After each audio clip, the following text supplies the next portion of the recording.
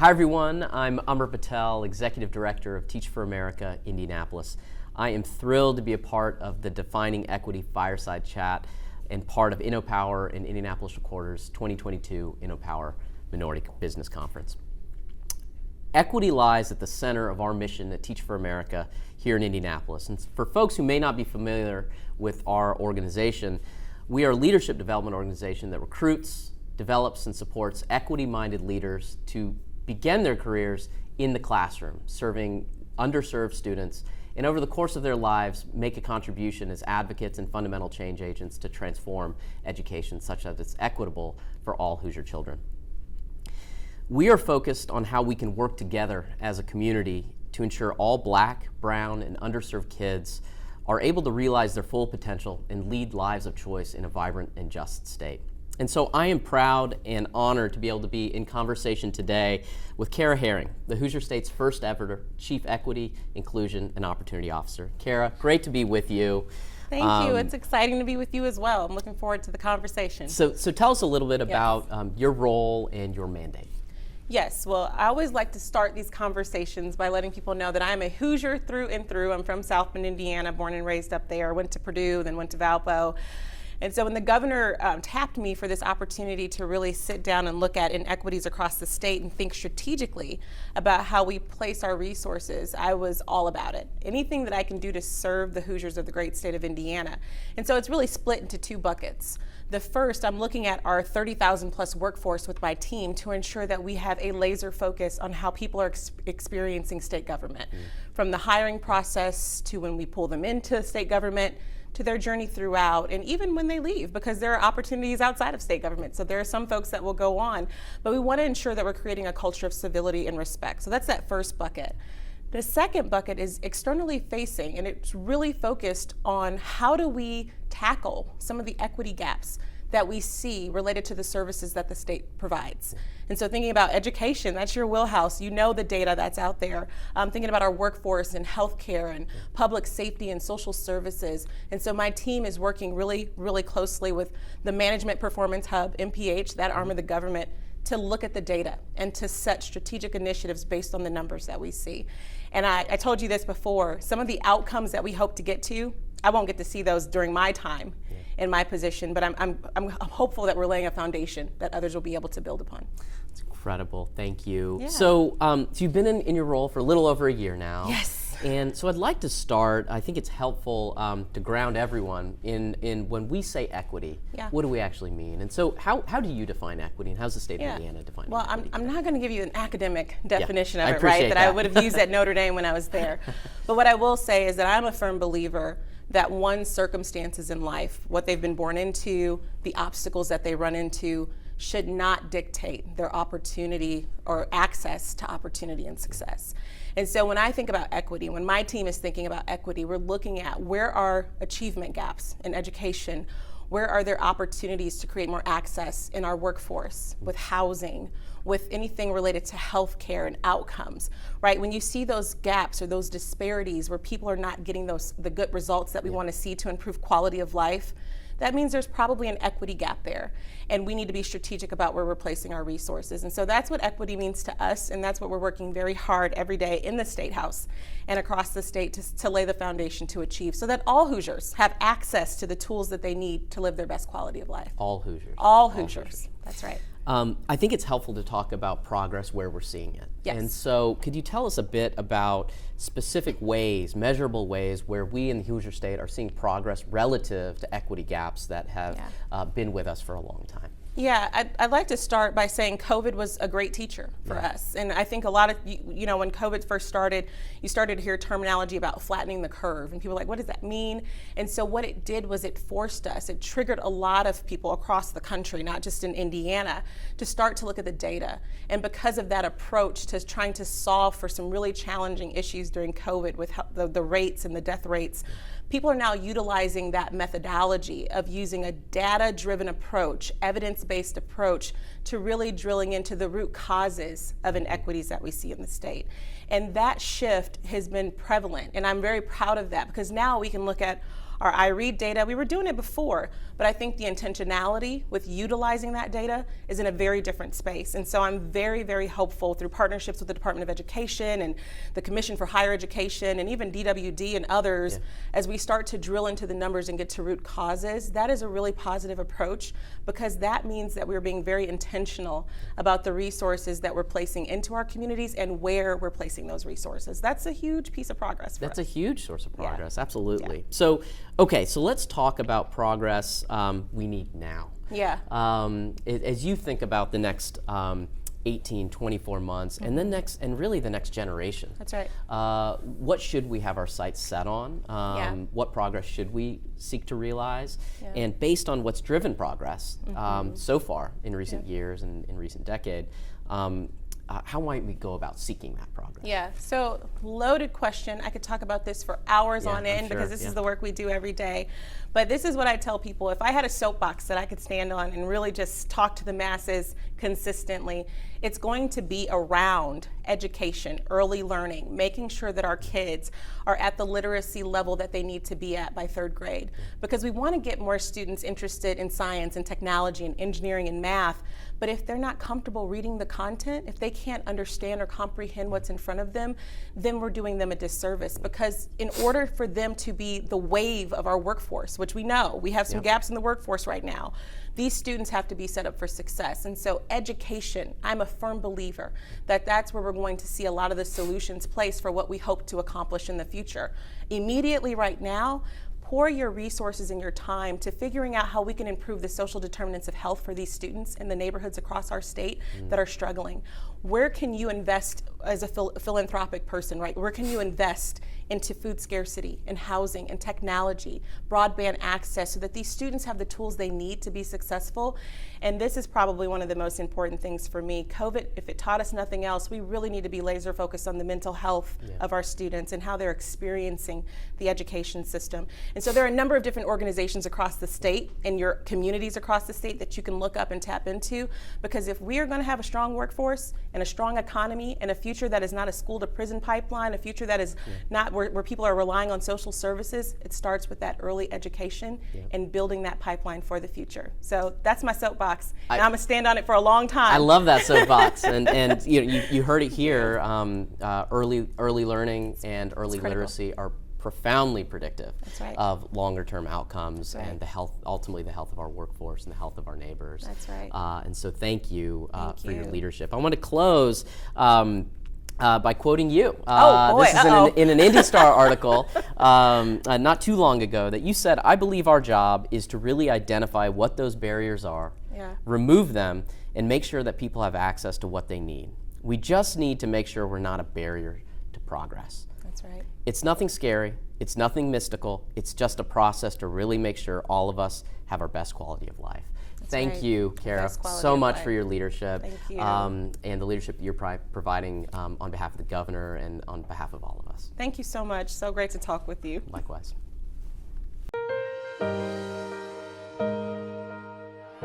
The events of summer 2020 highlighted long-standing inequalities, particularly among the Black, Hispanic, and Latino communities, that has had a significant impact on our country. At JPMorgan Chase, a key goal is to help break down systemic barriers that have created profound disparities. That's why we committed $30 billion towards racial equity to provide resources and opportunity for our Black, Hispanic, and Latino communities. We are focused on the main drivers of wealth, including home ownership and small business ownership. Our commitment includes helping an additional 40,000 households become homeowners and lowering mortgage payments through refinance for 20,000 more with the help of our community home lending advisors and managers. For us to be able to create home ownership opportunities for people that haven't had exposure in the past, it speaks to the needs of the community, and it's just something that I felt very happy to be a part of it. We are also financing the creation and preservation of 100,000 affordable rental units. And we've developed a program to incentivize landlords to maintain affordable rents.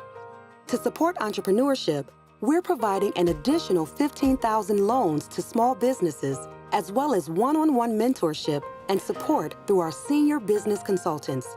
everyone is looking for the same information. Where do I go and how can I get started?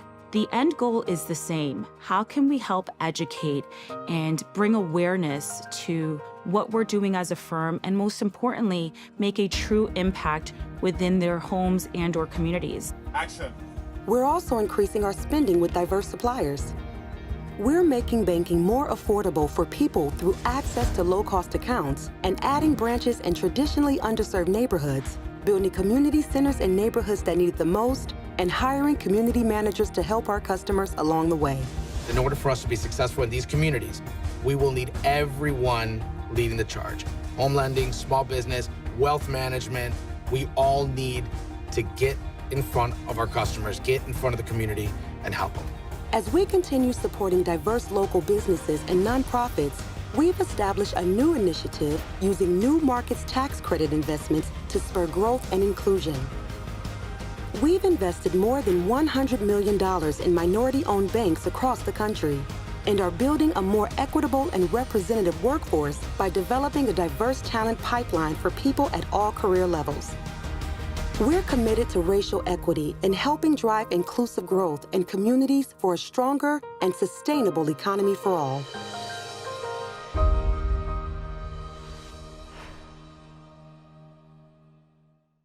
Hello, and welcome to the 2022 InnoPower Minority Business Week. My name is Shanon Williams. I serve as Executive Vice President of the Mind Trust, which is a local education nonprofit that works to ensure all children have access to a really great high school.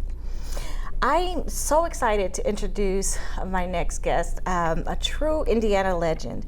Caroline Mays has a thriving and diverse background in corporate and small business, elected office, government agency leadership, television, and cybersecurity policy.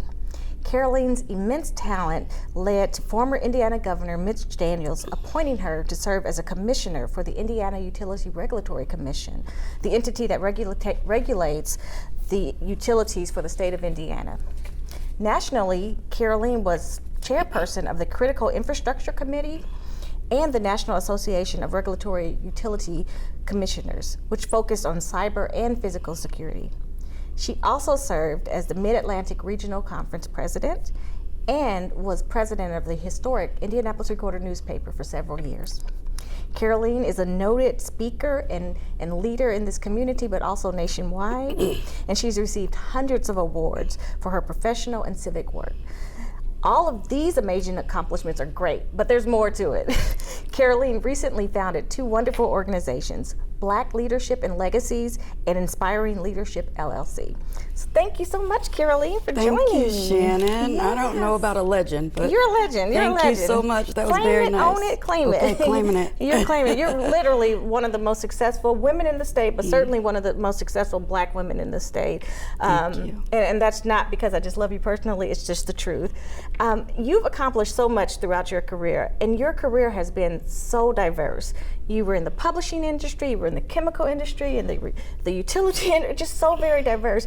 How have you been able to kind of reinvent yourself each journey throughout your professional career, and then also be so successful?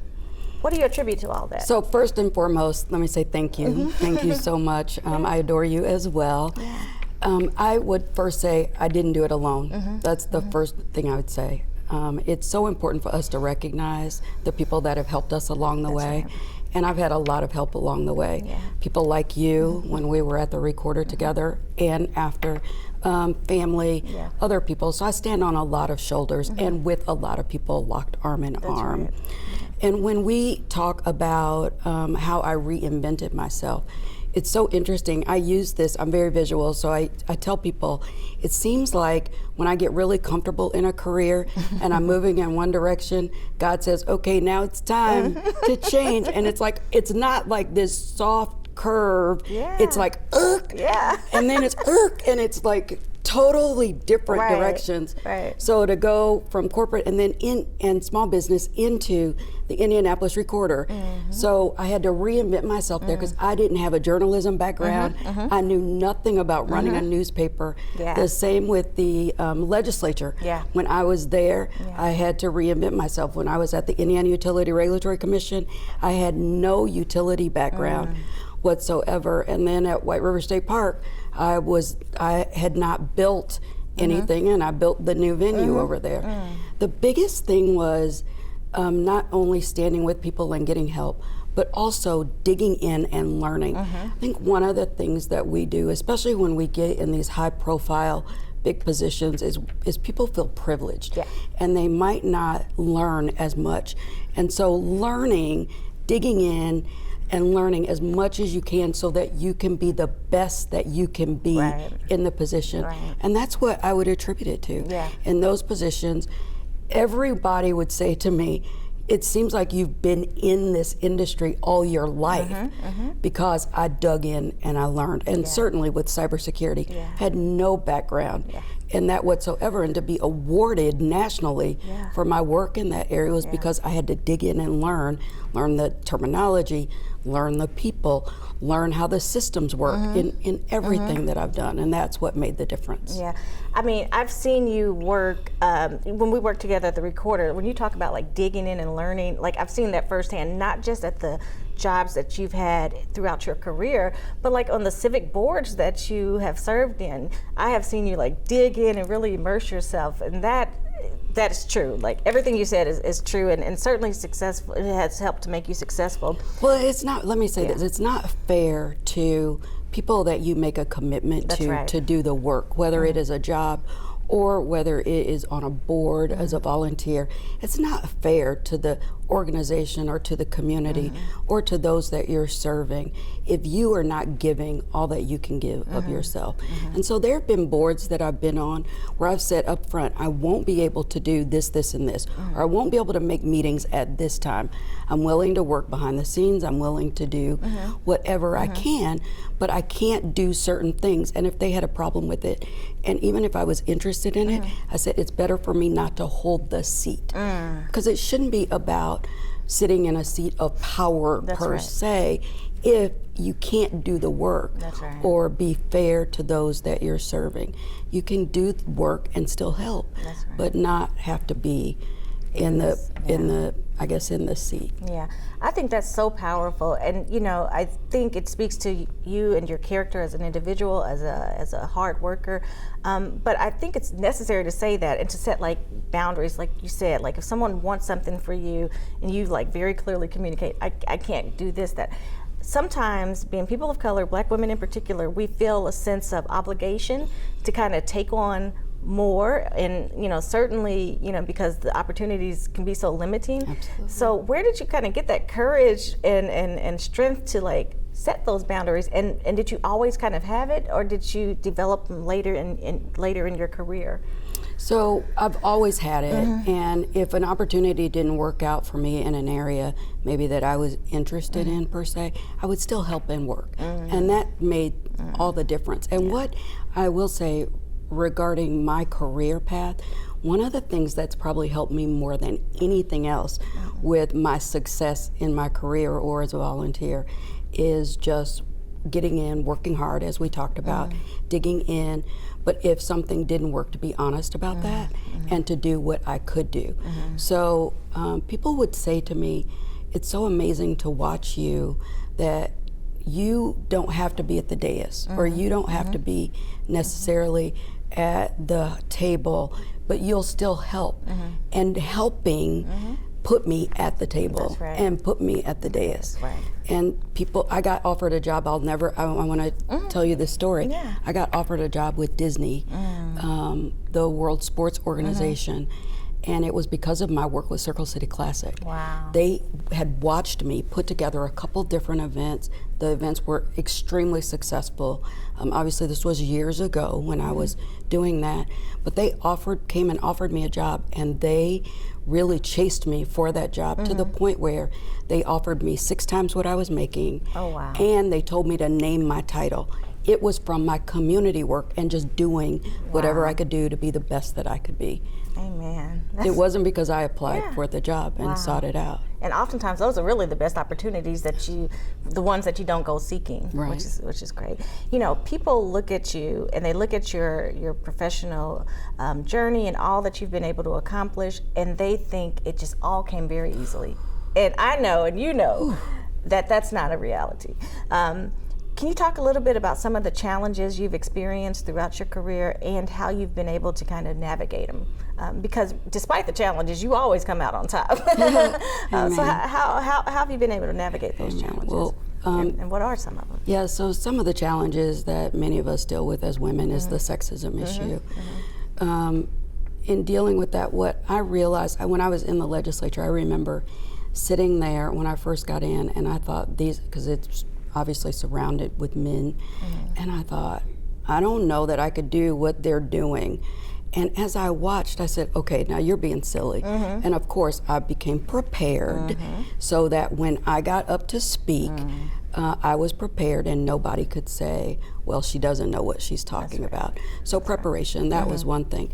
Fighting the sexism when there were men coming at me sexually, I had to put that wall up and say, no, this is not how I'm advancing my career. It's not of interest to me. And there were times when I thought I was going to lose my job. And I used to kind of laugh things off and joke about it, but I finally just had to say no. But I always was able to move away from those situations and gratefully hadn't lost my job. But had I lost my job, I would have rather lost my job than to have gone into one of those situations and then later hated myself for it. Racism. We deal with racism as minorities, African Americans. And so dealing with that, again, always having to work that much harder to prove ourselves. And I was willing to do that. My health. One of the biggest issues that I faced was my health when I had my ruptured brain aneurysm. And I was new at White River State Park. I had just gone over there a few months prior. And I was so grateful that through the years, people had seen me work so hard that they were willing, the governor was willing to allow me to stay in that position and believe in me. And then also with television, the same thing. They believed in me enough to let me come back and do the work. But I pushed myself and worked hard. Now, with my illness, I would say I probably pushed myself harder than I should have initially, but nonetheless, I still pushed and worked harder so that I could get better through the rehab, through the just working extra hard to make sure that I got back to the point where I am today. That is so true. I appreciate you seeing women need to be prepared. We need to research and study. Do you have any other advice for women, executives, professionals? Yeah, we've got to stop selling ourselves short. So you've heard me say plenty of times that we have got to stop selling ourselves short and to not let others, because someone else of a different gender or race thinks that you're not able, you have to know that you are. And if you prepare and study and research or do whatever it is you need to do to get prepared to do the job, you can do it. And that leadership role as well. And I would also say, for me, another thing that has helped is lifting up other people. So I often talk about how the tide raises all boats. And it comes around, it really does, it's true. When you do for others, it comes back around. You might not see it immediately. And for me, I didn't do it for that reason. But just lifting other people, it's amazing how many people come back and say, hey, have you thought about this opportunity? Or hey, I've got this for you. I've not applied for a job since, with all these different positions because of just lifting other people or doing the right thing, following the right path, and helping other people, helping other women. Stop trying to be the only one at the table and we're going to push everybody away so the light stays on us. That light should shine on all of us.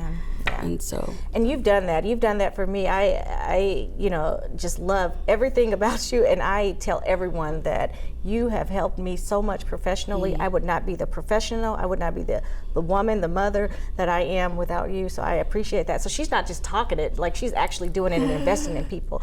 And speaking of like lifting others up, you recently launched 2 new organizations, one specifically about lifting other Black leaders up, Black Leadership and Legacies. Talk a little bit about that. So I'm so excited about Black Leadership and Legacies. We've filed for a nonprofit, but the whole premise behind that came as I was sitting at these tables of leadership. So I had my job in state government. I've had leadership roles, and I'm on 9 boards. Don't slap me. From a corporate board to an international board to nonprofit boards. So I'm on these boards and have served on many others as well in leadership roles. And I just kept hearing, we can't find Blacks. We can't find Blacks. And I was I was working and trying to help, and I would offer suggestions, and I would get a little pushback, or either they wouldn't follow up, and I just kept hearing, we can't find Blacks, we can't find Blacks. And I said, I'm so tired of hearing this. And so I said, I'm going to create a platform and raise up Blacks so you can't say that anymore. So it is a leadership program for those who are Black or identify as Black. And in that program, we'll train on leadership, we'll train on some critical issues affecting our communities, economic empowerment, education, healthcare, criminal justice, and the political power. And then we'll also train on board governance.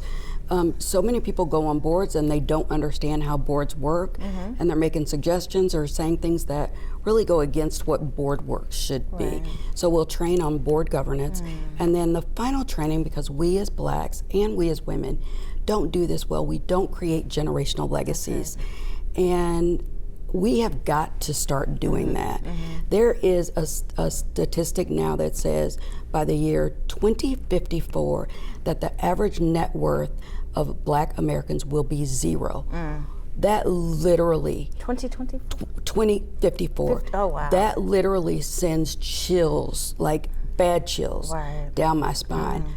0. Wow. Unless something changes. And we have got to help ourselves. And so that's why I talk about, so I can create this platform and I can train people, but then once they get out there, and I only want people who are going to be willing, dedicated, committed to do the work and do it well. If we don't help each other, we're going to be at a net worth of 0 by 2054. And so we have got to start lifting one another. We've got to stop being like the crabs in the barrel and pulling each other down, knowing realize there are enough seats for all of us, enough places for all of us, and to help one another. And then it'll come back around and help you. And that's how you make truly sustainable change. That's generations deep, which is so important for our community in particular. You've inspired so many people with your personal journeys and things that you've experienced as an individual, but also professionally. What are your plans for inspiring leadership? So I do have the other business, which is Caroline May's Inspiring Leadership. And with that, I do public speaking. I do a lot of speaking. And I love to lift up people and motivate people. Help people understand that they can persevere, that they can make it through whatever challenges are thrown at them in life. And we all have so many challenges. But I've gone through so much.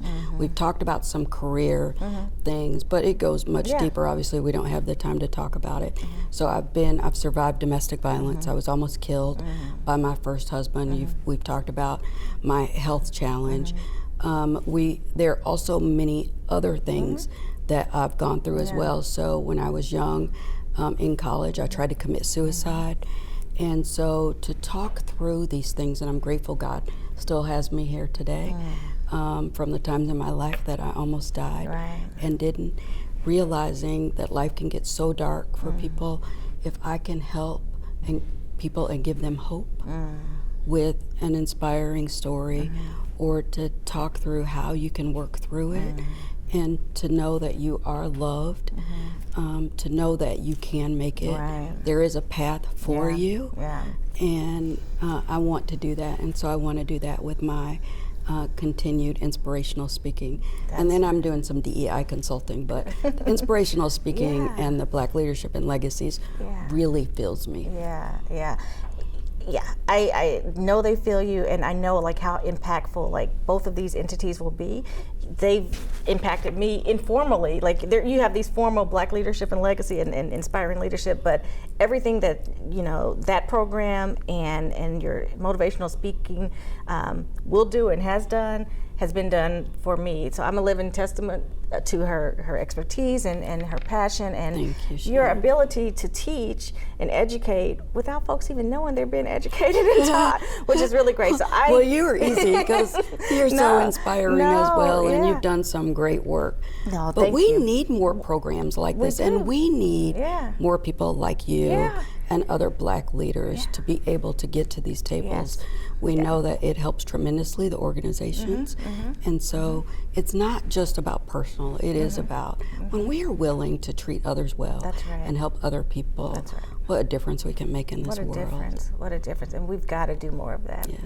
This has been such an honor and a pleasure to talk to you and share your amazing story and things that you have planned. I'm so excited about Black leadership and legacies, and so excited that more people locally and nationally will be able to hear your story and be inspired by your journey. This is all for a reason, and God has placed you in this position for a reason, and I really believe that through these two entities, Indiana is going to be better. We're going to have stronger, more capable talent from Black women and Black individuals, and I'm just super excited. So thank you so much for joining us, and thank you to all of you for tuning in. We'll hear from InnoPower sponsors at this time. First Financial is proud to be part of our local communities.